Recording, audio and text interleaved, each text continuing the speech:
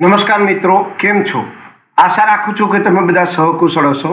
હું પણ સહકુશળ છું. આજે 12 જુલાઈ 2026નું કરંટ અફેર્સ લઈને તમારા માટે હાજર થઈ ગયો છું. તો ચાલો મોડું ન કરતા આજનો વિડીયો શરૂ કરીએ છીએ.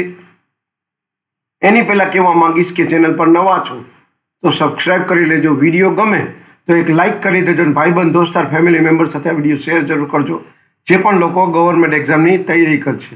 કારણ કે દરરોજ લોંગ વિડીયોમાં કરંટ અફેર્સ અને શોર્ટ વિડીયોમાં જનરલ નોલેજ લઈ અને આવતો રહું છું અને તમને અપગ્રેડ કરતો રહું છું. તો ચાલો મોડું ન કરતા આજનો વિડીયો શરૂ કરીએ છીએ. 12 જુલાઈ 2026 કરંટ અફેરનો પહેલો પ્રશ્ન છે. તાજેતરમાં યુસીસી સમિતિના અધ્યક્ષ તરીકે કોની નિમણૂક કરવામાં આવી છે? સાચો જવાબ છે રંજના પ્રકાશ દેસાઈ. બીજો પ્રશ્ન છે, એસ જાનકીનું તાજેતરમાં અવસાન થયું, તેઓ કોણ હતા? સાચો જવાબ છે ગાયિકા. ત્રીજો પ્રશ્ન છે, જયપ્રકાશ નારાયણ પુસ્તકાલયનું ઉદ્ઘાટન ક્યાં કરવામાં આવ્યું?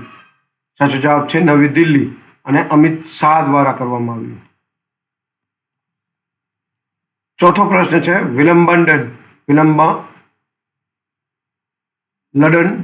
લંડન 2026 મહિલા એકલનો ખિતાબ કોણે જીત્યો? સાચો જવાબ છે લિન્ડા નોસ્કોવા. પાંચમો પ્રશ્ન છે, સંસદનું ચોમાસું સત્ર 2026 કઈ તારીખથી શરૂ થશે? સાચો જવાબ છે 20 જુલાઈ થી 13 ઓગસ્ટ. છઠ્ઠો પ્રશ્ન છે, વિશ્વ પેપર બેગ દિવસ ક્યારે ઉજવવામાં આવે છે? સાચો જવાબ છે 12 જુલાઈના દિવસે. સાતમો પ્રશ્ન છે, બાગાયત ક્ષેત્રમાં શ્રેષ્ઠ પ્રદર્શન માટે કૃષિ નેતૃત્વ પુરસ્કાર કયા રાજ્યને મળ્યો? સાચો જવાબ છે ગુજરાત.